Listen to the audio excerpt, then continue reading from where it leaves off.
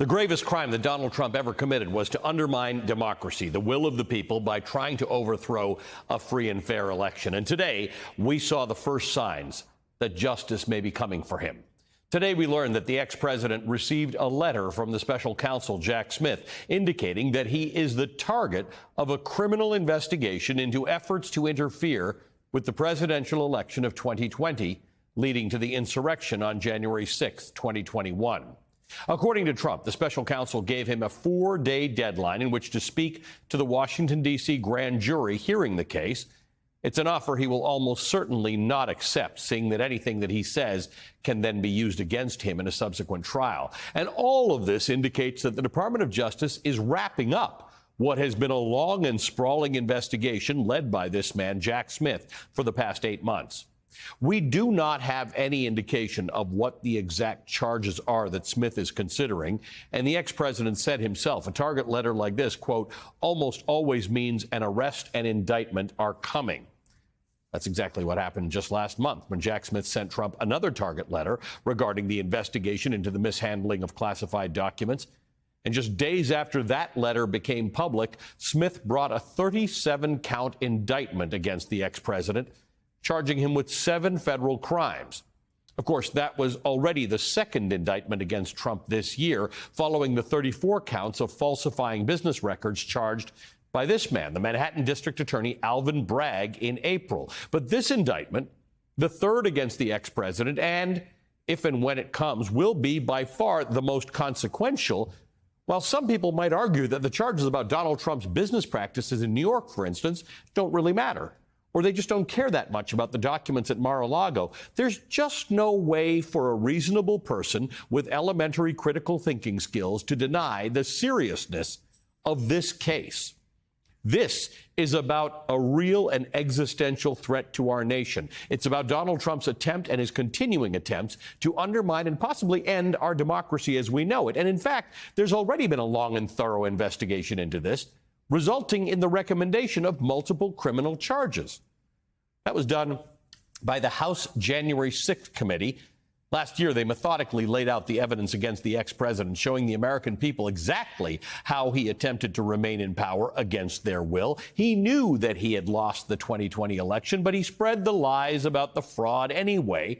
And his own attorney general at the time, Bill Barr, said this to the committee.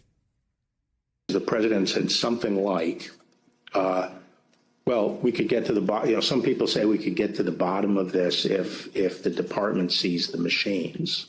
It was a typical way of raising a point.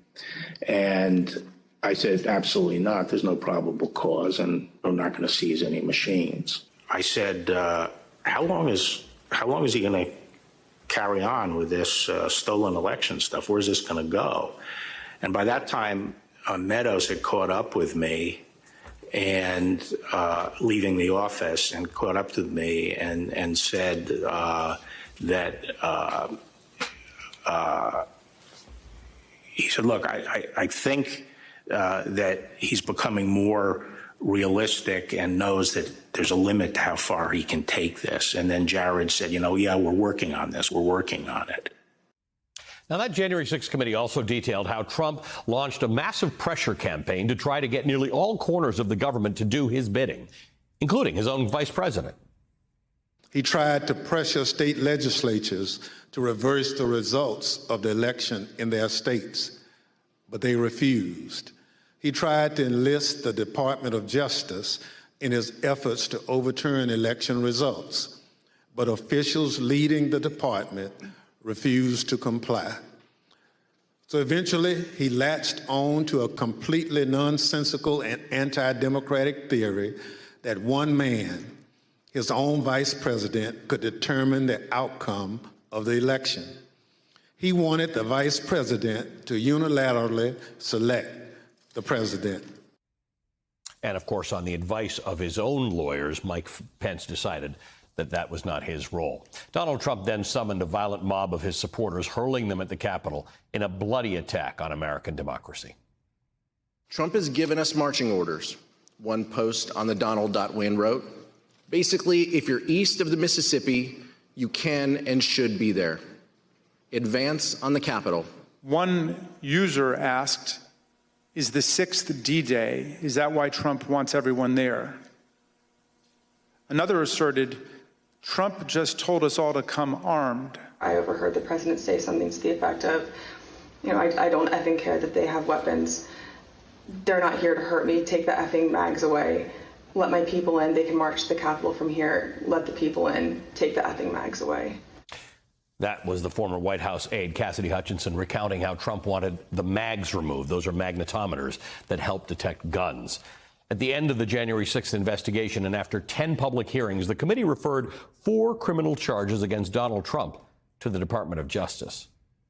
We propose to the committee advancing referrals where the gravity of the specific offense, the severity of its actual harm, and the centrality of the offender to the overall design of the unlawful scheme to overthrow the election compel us to speak. Ours is not a system of justice where foot soldiers go to jail and the masterminds and ringleaders get a free pass. But until now, that's exactly what's happened. The foot soldiers have gone to jail, and the masterminds and the ringleaders have, for the moment, had a pass. So here we are, 7 months later, at an historic moment with the Department of Justice poised to finally bring charges against the ex-president in the January 6th case. We've already seen and heard the evidence about Donald Trump's attempts to overturn the election and bring down our system of government. And if you believe that evidence, then criminal charges are the only possible response because our democracy itself is at stake.